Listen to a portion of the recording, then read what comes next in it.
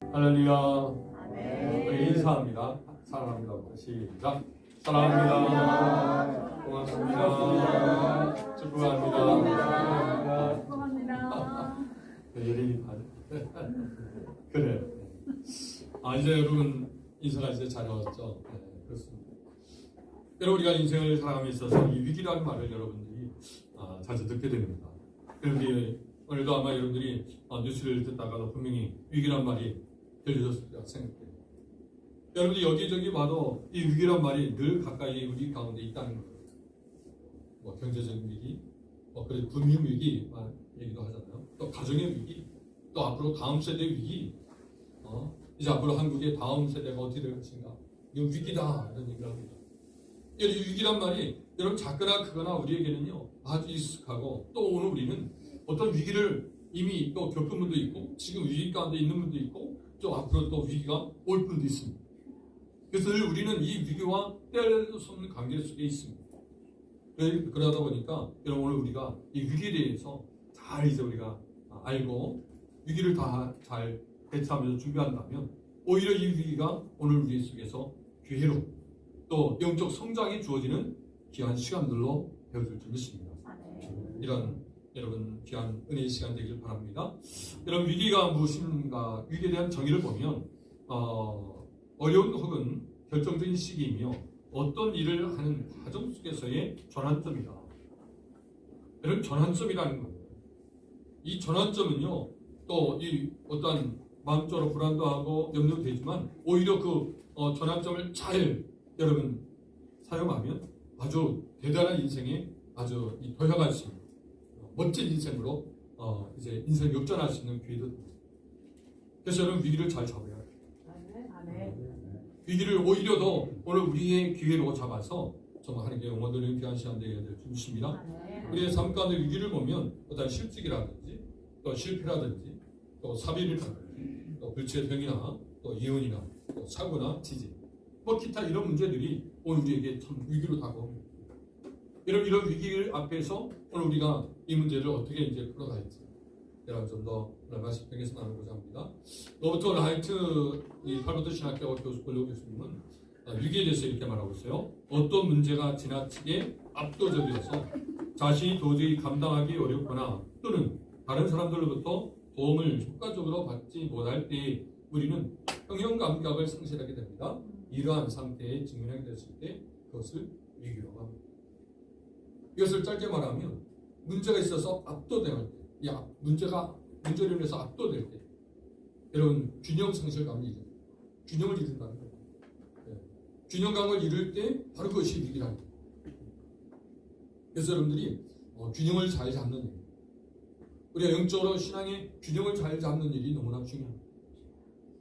그래서 이런 균형 있게 살 수 있도록 오늘 우리에게 여러분 하나님께서 깨달음을 주실 줄 믿습니다. 여러분 신명기 8장 2절에 보면 같이 읽어요. 시작. 내 하나님 여호와께서 이 40년 동안 내게 광야길을 걷게 하신 것을 기억하라. 이는 너를 낮추시며 너를 시험하사 내 마음이 어떠한지 그 명령을 지키는지 지키지 않는지 알려 하시라. 아멘. 여러분 애굽에서 이스라엘 백성들을 구해내시고 출입을 하게 합니다. 그래서 홍해를 육지같이 건너게 합니다. 이제 바다가 마른 땅이 되어서 건넜습니다. 또 그 다음에 광야 40년 동안에 이제 광야를 걷게 하는데 여러분 그 광야가 이스라엘 백성들에게는요 위기. 때는 물이 없어서 목말라 했고 때는 먹을 수 없어서 또 하나님께 불평도 했습니다. 자 이런 위기가 계속 순간순간 계속되고 있어요. 자 그런 계속되는 위기 속에서 누굴 발견해요? 하나님께서 알게 된다. 하나님은 그 모든 광야 40년 동안에 무엇을 원하셨어요? 마음이 어떠한지 그 마음이 정말 하나님께서 주시는 그 명령 앞에서 순종하는지 순종하지 않는지 여러분 그 마음을 보고자 원하셨다는 거예요. 여러분들이 이 위기 가운데도 우리 마음을 지키고 마음을 온전히 하나님께로 여러분 순종된 마음으로 오늘 우리 마음이 드려져야 될 줄 믿습니다. 그래서 여러분 광야를 우리는 믿음으로 이겨내게 되는 것입니다. 그래서 어떤 위기 앞에서 오늘 우리가 어떻게 반응하냐가 중요한 거예요. 어떤 사람은 이 위기 가운데 넘어지기도 하지만 어떤 사람은 그 위기로 인해서 오히려 도약을 합니다. 영적으로 아주 비상한 거예요. 우리 사람 모든 그리스도들은 영적으로 비상하는 시간 되길 바랍니다. 오히려 위기가 감사가 되어서 위기 앞에 하나님 역사를 볼 수 있는 기회가 되어야 될 줄 믿습니다. 시편 119편 9절에 보면 청년이 무엇으로 그 행실을 깨끗게 하리까 주의 말씀만 지킬 따름이니이다. 여러분 청년들은 누구보다도 유혹이 많죠. 자, 이런 유혹들이 왔을 때 그 유혹들을 어떻게 이길 수 있습니까? 자신의 힘으로? 아니라는 거예요. 세상의 어떤 것으로? 아니라는 거예요. 오직 주의 말씀으로 승리하시다. 하나님 말씀을 오히려 가지고 그 말씀을 마음에 새기고 그 말씀을 주장하고 나가면 그 가지고 있는 이제 받게 되는 그런 위기와 또 유혹들을 이길 수 있다는 것을 말해주고 있습니다. 여러분 이거 잊지 마세요. 오늘날 청년의 위기는 바로 결혼에 대해서 또 직장에 대해서 또 앞으로 인생에 대해서 상당히 여러분 염려스러운 그런 시간들이라 생각해요. 여러분 이럴 때에도 하나님 말씀이 주어져서 그 말씀이 마음에 새겨지고 말씀이 녹아지면 오히려 그 문제가 오히려 하나님께 소망을 두고 하나님 제가 지금 이런 상황입니다. 하나님 역사하여 주시길 원합니다 하고 하나님께 맡기고 나면 오히려 놀라운 역사가 일어나는 줄 믿습니다. 하나님 손길을 경험하게 될 줄 믿습니다. 여러분 잘써 신돌 목사님이 이렇게 말했어요. 인생 위기는 한 사람의 마음을 산산조각 나게 하며 산산이 부서지는 동안에 그 위기는 정화되고 순환됩니다. 오히려 여러분 그 위기가 그 사람을 더 순환시켜주는 거예요. 더 정화되는 거예요. 그렇기 때문에 여러분 오히려 위기가 오늘 우리에게 필요하기 때문에 때로는 여러 위기 가운데 오늘 우리를 하나님께서 내놓으십니다. 위기 가운데 그냥 내놓으십니다. 위기를 막아주신 게 아니라 위기 가운데 그 위기를 이제 맞이하도록 놔두십니다.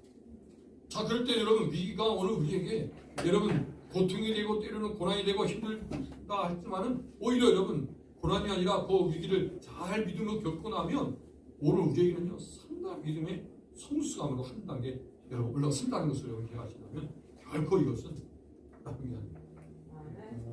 오늘 저 여러분들에게 겪고 있는 여러 상황들의 위기를 여러분 기억하세요. 오히려 그것은 감사할 일이에요. 옆에 분에게 위기에 감사합시다. 인사요. 시작. 위기에 감사합시다. 여러분 위기라고 말할 때 오늘 우리는 세상의 사람들이 위기라고 말하면 우리는 속으로 하나님 감사합니다. 여러분 그럴 때 오히려 위기가 기회가 되어져서 진정으로 감사가 나오는 그런 열매가 나올 줄 믿습니다. 그래서 여러분 잠언 24장 16절 읽어주십니다. 시작. 대저 의인은 몇번 넘어질지라도 다시 일어나는 악인은 죄악으로 말미암아 엎드려져요. 분명한 차이예요. 의인과 악인의 분명한 차이가 있습니다.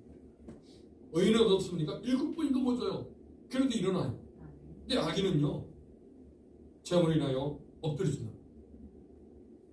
여러분 이 그림을 제가 여기서 볼 때 너무 아주 재밌었어요.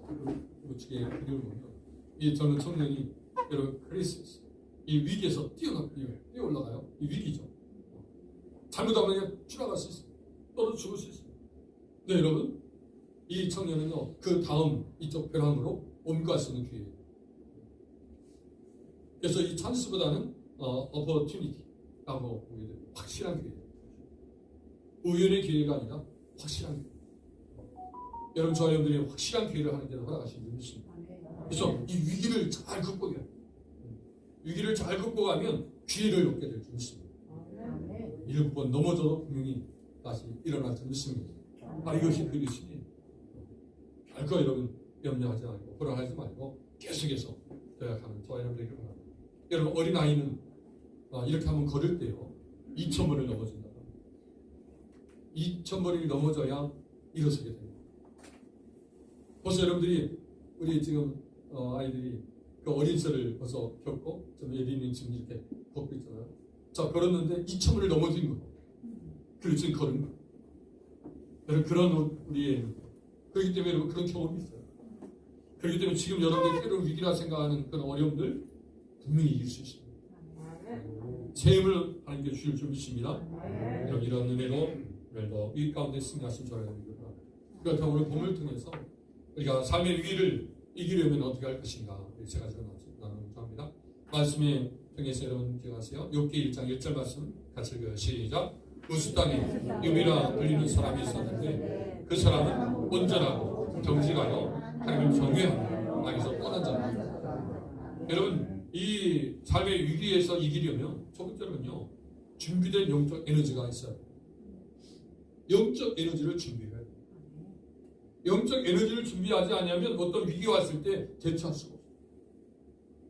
여러분, 지금 댐이 이렇게 무너졌잖아요. 여러분, 댐이 무너질 때는 분명 원인이 있어요.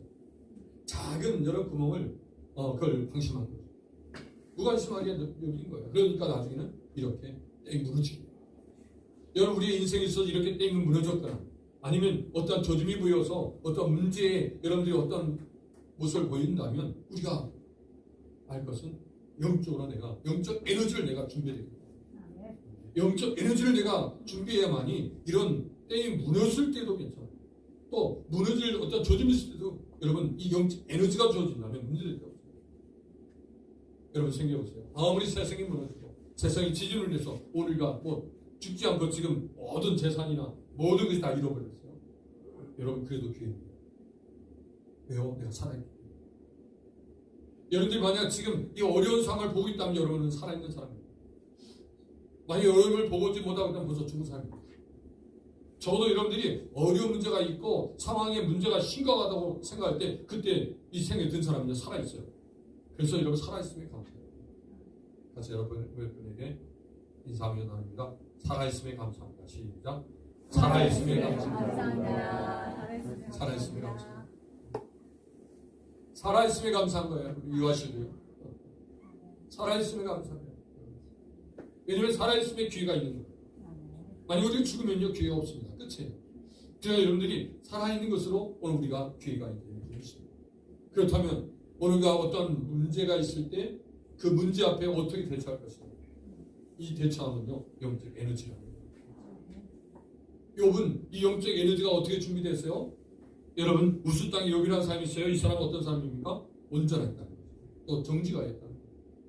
그래서 하나님을 경외한 사람이다. 그리고 악에서 떠난 사람. 이렇게 욥에 대한 평가가 이렇게 진행되고 있어요. 자, 이렇게 욥이 평가될 정도로 그의 삶은 이렇게 확실하게 영적 에너지를 갖춰가고 있었어요. 자, 이런 영적 에너지가 우리에게 너무 중요하다. 그래서 여러분들이 부인들이 평소에 훈련이 중요하잖아요. 그래서 전쟁에 한번 써먹기 위해서 훈련한다 하고 있습니다. 한번. 그렇기 때문에 여러분 평소에 훈련이 너무 중요한 거예요. 그래서 평소에 훈련에 땅 한 번이 피 한 방울이다. 전쟁시에 피 한 방울. 그토록 여러분들이 그 평상시에 이렇게 훈련되는 게 너무 중요하고 지금 여러분들이 영적 에너지를 갖춰가는 것들이 너무너무 중요하다는 거예요. 그렇기 때문에 여러분 큰 이런 위기 앞에 오늘 우리가 잘 준비되어 대처해야 될 줄 믿습니다. 전서 12장 1절 2절 보니까 너는 청년의 때에 너희 창조주를 기억하라. 곧 공과 날이 이르기 전에 나는 아무 낙이 없다고 할 해가 가깝기 전에 해와 빛과 달과 별들이 어둡기 전에 귀 뒤에 구름이 다시 일어나기 전에 그리하라. 어떻게요? 창조를 기억하라. 창조를 기억하는 일, 이것은 오늘 우리에게 있어서 너무나 소중한 일. 즉 오늘 이 시간도 하느님 앞에서 내가 사는 삶입니다.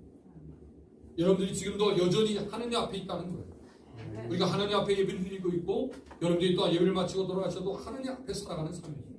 그렇기 때문에 여러분들이 두려울 것이 없습니다. 하나님께서 보고 계십니다. 하나님 앞에 있기 때문에 늘 우리의 삶도 그래서 하나님을 경외하며 악에서 떠나는 삶을 살아요. 왜요? 하나님 앞에서 사는 거예요. 일단 여러분 여호수아서 24장 15절 보니까 같이 읽어주십니다. 시작. 만일 여호와를 섬기는 것이 너에게 좋지 않게 보이거든 너희 조상들이 강적되게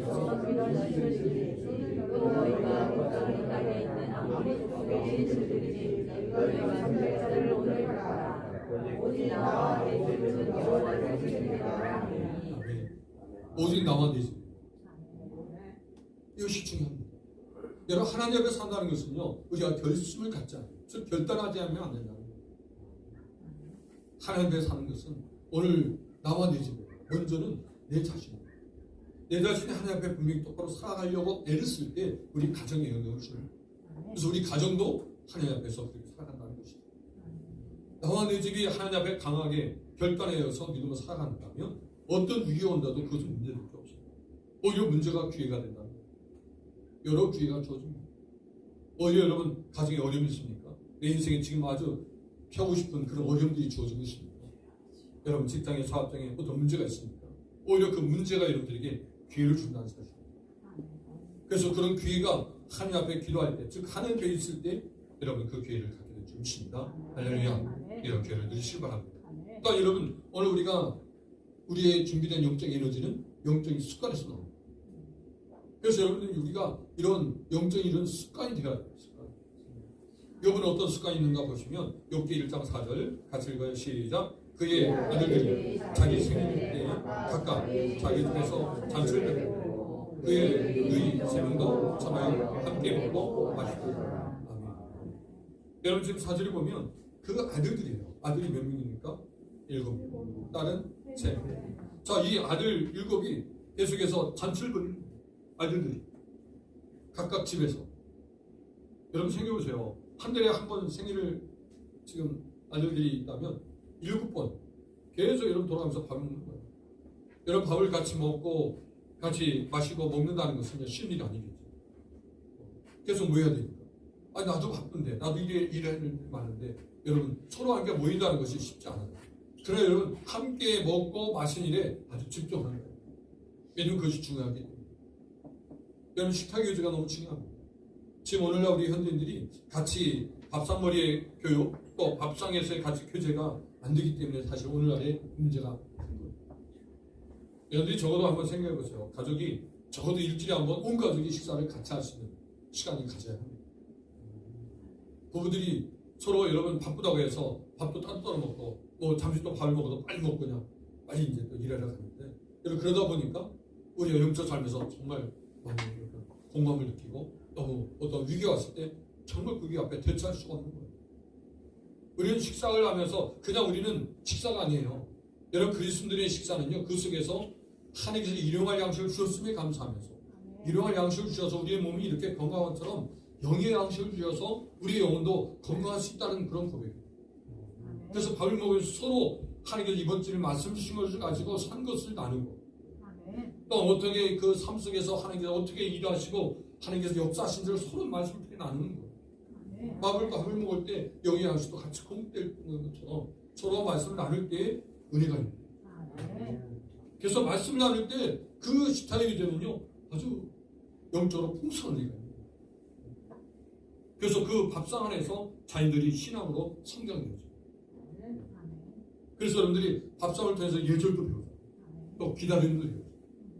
또 여러분들이 밥을 넣으면 국을 넣어야 될 거 아니에요. 또 수저를 넣어야 될 거 아니에요. 그러면 제가 놓을게요 하고 우리 중신중천이가 또 숟가락을 또 해서가 그래요. 다음에 뭐 할까요? 국이 필요해요. 그래서 이렇게 섬김의 모습이 필요하다.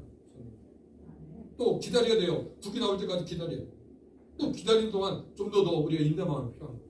배고프다 해서 그냥 지금 먹을 수 있어요? 생쌀 먹을 수 있나요? 밥이 될 때까지 기다려요. 그래서 여러분들이 이 식탁의 교제를 보면 하나하나 인내가 필요하고 또 성경이 필요하고 누군가 희생이 있어야 되고 이런 것을 통해서 배우는 거예요. 그리고 또 감사를 배우는 것입니다. 그래서 여러분 식탁의 교제가 얼마나 중요한지를 다시 한번 여러분 기억하시면서 이러한 영적인 습관이 되어야 될 줄 믿습니다. 욥기 1장 5절에도 그들이 차례대로 잔치를 끝내면 욥이 그들을 불러다가 선결하게 하되 아침에 일어나서 그들의 명수대로 번제를 드렸으니 이는 욥이 말하기를 혹시 내 아들들이 죄를 범하여 마음으로 하나님을 욕되게 하였을까 함이라. 욥의 행위가 항상 이러했다. 자, 욥의 행위가 항상 이러했다. 어떻게 해요? 잔치가 끝나요. 그럼 이제 그 한 사람 한 사람 어때요? 한 사람 한 사람 명수대로 뭘 했어요? 번제를 드렸다는 거예요. 여러분 이 번제는요 손이 많이 갑니다. 각을 떠서 완전히 불로 태워야 되는 거예요. 근데 그 수대로 명수대로 자녀의 수대로 했다는 거예요. 여러분 이것을 생각해 보세요. 옆에 자녀들이 여러분 그 명수대로 할 때 얼마나 여러분 그 제자됨에 있어서 자녀들이 기다렸을까요? 또 그 제사를 드리기 위해서 또 자녀들이 해야 할 일들이 여러분 막 섬기고 또 이것을 하고 또 짐승을 끌어오고 또 여러분 아버지를 도와서 이거 하는 일들을 보면 여러분 참 번거로웠을 거예요. 또 아버지 말에 순종하지 않으면 그 일도 할 수 없겠죠. 여러분 이 자녀들은 평소에 이 삶을 통해서 이런 훈련이 된 거죠. 그래서 예배드리고 제사드릴 때 자연스럽게 제사드리는 거 아는 거예요. 그래서 여러분 하나님 앞에 이렇게 욥이 제사를 잘 드릴 수 있도록 자연히 순종했던 것이죠. 같이 함께 했던 것을 볼 수 있어요. 자, 이와 같이 그래서 욥이 삶의 위기에서 이긴 것은 욥의 재산 때문에 아니라는 사실. 여러분 욥의 재산은 어땠어요? 양이 7,000마리고 낙타가 3,000마리, 소가 500개, 또 암나귀가 500마리. 그 정도 많았어요. 자, 이런 것이 자신을 지켜주지 못했다는 거예요. 오늘 여러분들이 지금 오늘 인생의 위기 가운데 여러분들을 지키고 보여주려고 노후에는 뭐니 해도 머니가 있어야 한다. 이것이 오늘 우리의 어떤 생각입니다. 물론 이해는 됩니다. 그러나 여러분 뭐니가 아니라 사실은 우리가 믿음입니다. 하나님을 더 믿음 가지고 더 하나님을 향하여 우리의 마음이 온전히 주님께 드려져야 되고 주님께 주신 말씀 안에서 내가 무장되어야 되면요 문제도 없습니다. 오히려 그 연약함이 더 강함으로 나타나게 되어집니다. 할렐루야. 이런 애로 승리하시길 바랍니다. 첫 번째 적용입니다. 삶의 위기에 준비해야 할 나의 영적 에너지는 무엇이라고 생각합니다. 여러분들의 지금 영적 에너지는 무엇인가? 여러분이 생각하시길 바랍니다. 자, 여러분 두 번째입니다. 삶의 위기를 이기려면 두 번째 고통을 잘 해결해야 합니다. 같이 따라합니다. 고통을 잘 해결해야 합니다. 여러분 위기에 처한 사람, 어떤 지금 우리가 인생 가운데 각종 문제로 인해서 지금 그 문제 가운데 있는 사람들, 여러분 그 위기에 있는 사람들은요 통증이, 아픔이 주고 슬픔이 주고 애통함이 있습니다. 이 감정적으로 이 부분들을 풀어가야 돼요. 지금 여러분 욥은 지금 하루아침에 어땠습니까? 아들 7, 딸 3, 또 모든 여러분들이 좀 전에 읽었던 그 재산들이 다 여러분 다 없어집니다. 그리고 자신에게는요 종기까지 나타나게 됩니다. 자, 이런 고통들이 딱 찾아왔을 때 그 고통은요 다른 고통보다도 가장 여러분 큰 고통은 뭐예요? 나보다도 앞선 자녀들의 죽음이에요. 자녀들이 죽었을 때 그 부모의 심정은요 이루 말할 수 없는 고통이라는 거예요. 그래서 고사성어 중에 단장지혜라는 이 말이 있습니다. 이 단장지혜는 자식을 잃은 부모의 슬픔은 창자가 끊어질 듯한 슬픔이라는 고사성어예요. 창자가 끊어질 듯한 고통이 있다는 거예요. 자, 이야기를 그 배경을 보면 원숭이 그 새끼와 어미가 함께 있었어요. 근데 여러분 그 섬에 부인들이 와서 그 어린 새끼를 데려갔어요. 그러니까 이 어미 원숭이가 그 새끼 원숭이를 잃은 슬픔 때문에 고통이 있었어요. 그래서 나중에 그 모습을 보고 군인들이 다시 그 어린 새끼를 데려다 줬어요. 근데 그 어린 새끼를 보고 이 어미가 죽었어요. 그 군인들이 왜 죽었나 생각해서 배를 갈랐다는 거예요. 그랬더니 창자가 다 끊어졌다. 그래서 이런 단장제이란 말이 나왔다. 여러분 부모를 앞세운 자녀는 그래서 이 자녀를 잃은 부모의 심정이 이와 같이 이 창자가 끊어진 고통이다. 여러분 한 명의 자녀도 아닙니다. 10명의 자녀도 아닙니다. 여러분 욥의 고통은 이루 말할 수 없다는 거예요. 세상이 아무리 여러분 어떤 고통을 당한다 할지라도 욥을 생각하면요 이길 수 있어요. 또 여러분 욥보다 또 주님의 고통을 생각하면 이길 수가 있습니다. 이걸 생각하시길 바랍니다. 이 고통이 왔을 때 우리는 이 고통을 어떻게 이제 해결할 것입니다. 여러분 이 고통이 왔을 때 잘 해결했으면 첫 번째로 감정을 풀기를 해야 합니다. 감정을 풀어야 합니다. 그래서 여러분 감정 풀기를 위해서 일반 심리 치료는 어떻게 하냐면요. 여러분들이 만약에 남편과 아내의 관계에 있어서 남편에게 여러분 학대를 받고 또 남편이 너무나 힘들게 했다면요. 세상적인 심리 치료는 그렇습니다. 그 남편을 생각하고 이 의자를 남편을 생각하고 내리치라는 거예요. 속이 시원할 때까지 치라는 거예요. 여러분 그렇습니까? 만약 여러분 계속해서 그 의자를 남편으로 생각하고 치다 보면 나중에는요. 사실 저 생각 제가 볼 때는 죄책감이 올 것입니다. 남편을 어떻게 내가 칠 수 있는가? 어떻게 남편을 때릴 수 있는가? 내가 나한테 그렇게 힘들게 했다고 내가 이렇게 할 수 있는가? 생각해서 나중에는 오히려 죄책감으로 인해서 오히려 나중에는 알지보다 다른 것이 또 찾아올 수 있어요. 여러분 주님은 뭐라 말씀하십니까? 주님은요 하나님에 관해서 그 마음을 풀으라는 거예요. 오늘 욥은요 오늘 20절 말씀 보니까 같이 읽습니다. 욥이 일어나 겉옷을 찢고 머리털을 밀고 땅에 엎드려 예배하라. 여러분 욥은 어떻게 했어요? 겉옷을 찢었다는 거예요. 그리고 머리털을 밀었다는 거예요. 여러분 주님 앞에 마음을 터야 합니다. 주님 앞에 내가 지금 감정이 지금 이런 상황이라는 것을 알려줘야 합니다. 하나님 제가 이렇습니다. 올려드려야 합니다. 또 야곱 같은 경우는 창세기 37장 34절 보니까 야곱이 이제 아들 요셉을 요셉이 죽었다는 얘기를 듣고 바로 이렇게 자기 옷을 찢고 굵은 배로 허리를 묶고 오랫동안 그 아들을 위하여 어떻게 했어요? 애통했다. 자기가 너무나 사랑하는 아들에게 채찍을 입혀줬어요. 이 요셉이 이제 형들은 요셉을 팔고 나서 요셉의 그 옷을 짐승을 잡고 그 짐승의 피를 바르고 이렇게 짐승에 묶여 죽었다라고 이제 아버지가 와서 그 이야기를 하니까 아버지는 내가 사랑하는 요셉이 죽었구나 생각하고 지금 이렇게 애통해 하는 거예요. 자, 이런 애통이 바로 어떻게 해요? 사람에게 하는 게 아니라 하느님 앞에서 했다는 거예요. 만약에 여러분 이 애통함을 자녀를 앞에서 그 자녀를 붙들고만 이런 애통함이 있었다면 자녀에게 큰 상처가 됐을 거예요. 온전한 치료가 될 수 없죠. 그러나 하나님 앞에서 한 거예요. 하나님 지금 제 상황이 이렇습니다. 진원에 이런 위기가 있습니다. 이런 슬픔이 있습니다. 이런 좌절이 있습니다. 이런 절망이 있습니다. 하나님 용서해 주세요 하고 하나님께 토한 것입니다. 시편 62편 8절에요. 시작. 백성들아 지시로 그를 의지하고 그의 앞에 마음을 토하라. 하나님은 우리의 필요한 전심으로 쌓이라. 아멘. 마음을 토하라. 여러분 우리가 인생을 살면서 여러 위기가 있고 여러 문제가 있고 힘든 면이 있다면 여러분 하나님께 토하세요. 하나님께 토하세요. 하나님께 토하면 하나님께서 오늘 우리의 필요한 처가 되어주십니다. 그 문제를 다 해결해 주십니다. 이런 은혜가 있기를 원합니다. 또한 사무엘상 1장 10절을 보니까 또 한나의 그 애통이 있었습니다. 한나는요 분이나를 통해서 무시함을 당합니다. 즉 분이나는 엘가나가 아이를 이제 낳지 못하니까 이제 엘가나가 이제 분이나를 데려왔어요. 분이나를 데려와서 이제 아이를 가졌다는 얘기 앞에 이 분이나가 이제 큰 아내 먼저 온 아내에게 이 한나에게 이제 괴롭혀 주는 거예요. 무시를 하는 거죠. 그래서 너무나 괴로움을 이제 갖고 이제 엘가나에게 이야기합니다. 아니 저 분이나가 이렇게 나를 힘들게 한다. 그랬을 때 엘가나 자꾸 위로를 해주는 거예요. 내가 너를 한나를 너무 사랑해줍니다. 열 아들보다 낫다. 이렇게 이야기를 해요. 그렇지만 여러분 그 위로가 위로되지 않는 거예요. 여러분 우리가 세상적 위로는 위로가 될 수 없습니다. 하나님 앞에 풀어야 돼요. 하나님 앞에 이 한나는요 괴로워서 여호와께 기도하고 통곡했다는 거예요. 마치 여러분 그 괴로워서 통곡하는 모습이 술 취한처럼 엘리 대장이 볼 때는요 술 취한처럼 보였다는 거예요.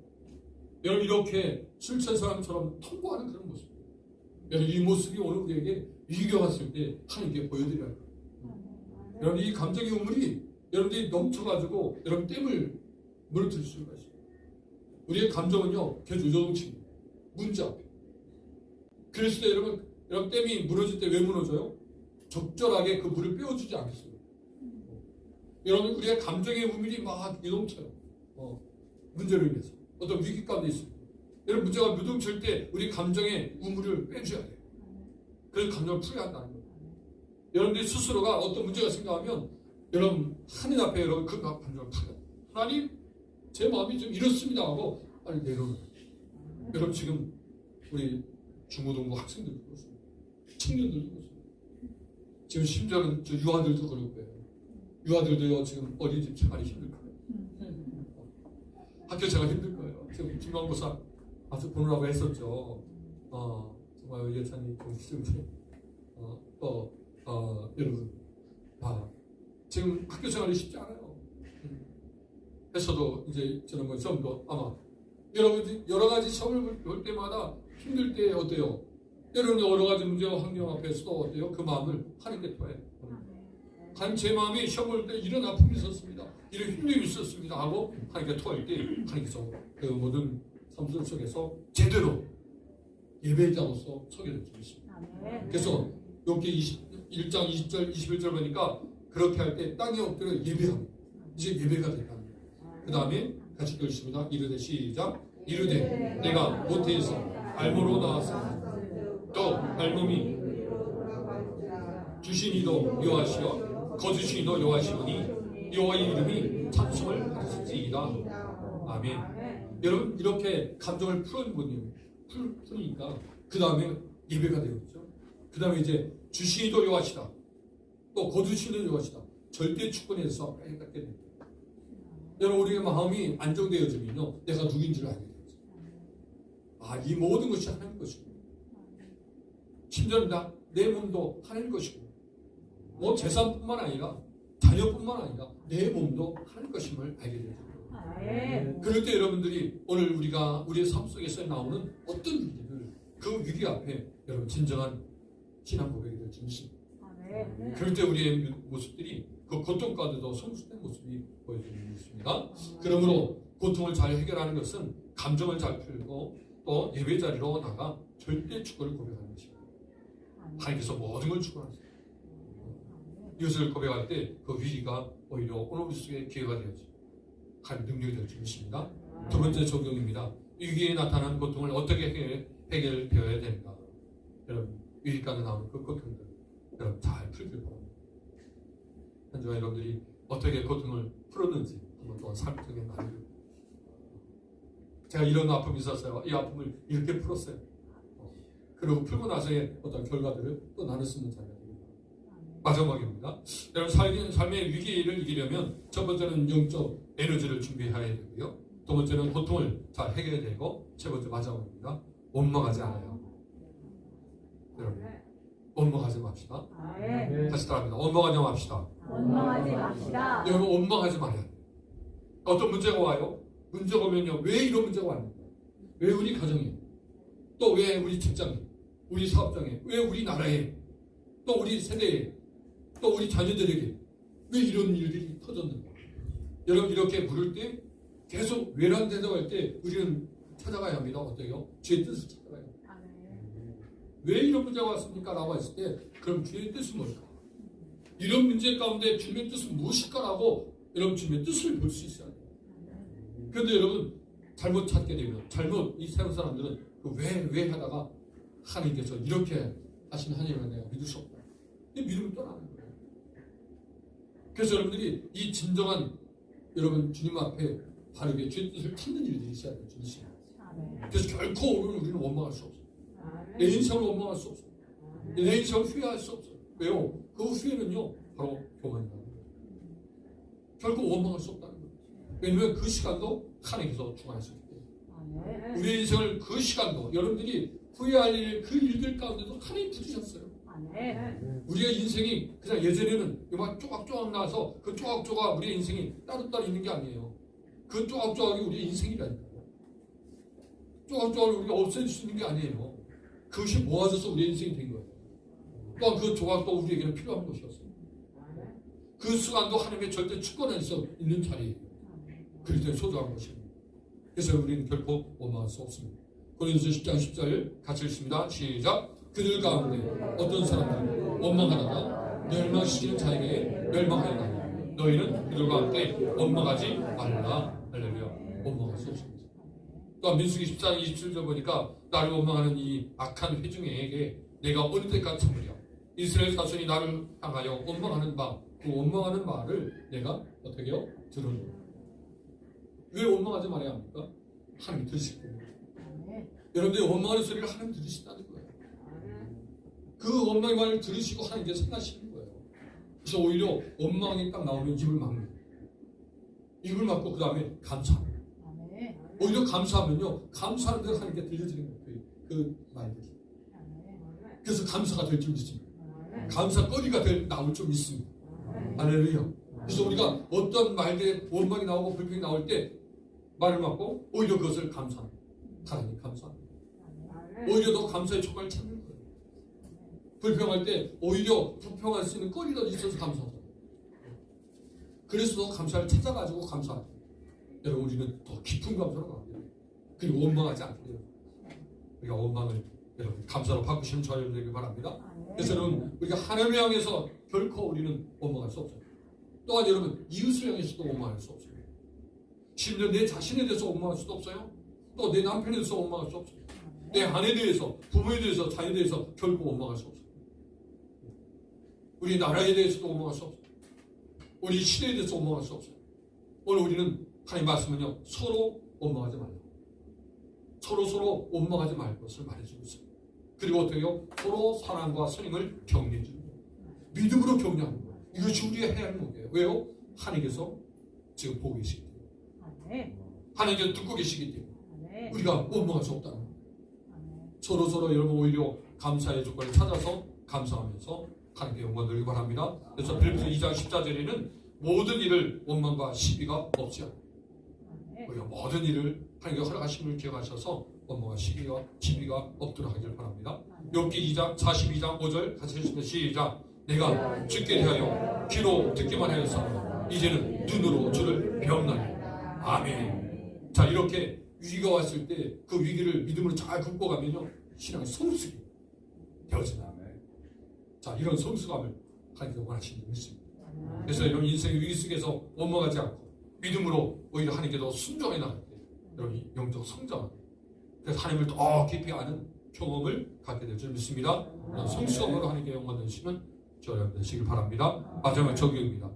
위기 가운데 생기는 원망의 이해는 어떠한가? 여러분 원망에 대해서 우리가 이 위기 가운데 우리가 어떻게 깨닫는가를 여러분 나누시면서 오시면 또 설명 나누기를 바랍니다. 자, 정리합니다. 삶의 위기는 이기려면 어떻게 해요? 첫 번째로 영적 준비된 영적 에너지가 있어야 돼요. 두 번째로는 고통을 잘 해결해야 합니다. 세 번째로는 원망하지 않아야 합니다. 기억하시고 여러분 한 주간 승리하시기 바랍니다. 요약합니다. 같이 읽어요. 시작. 삶의 위기를 이기려면 영적 에너지가 하나님 앞에서 준비되어야 하며 고통을 잘 해결하여 원망하지 않고 오직 믿음과 순종으로 위기를 이기는 이런 승리를 이루시는 저녁 되시길 주님으로 축원드립니다. 기도하겠습니다.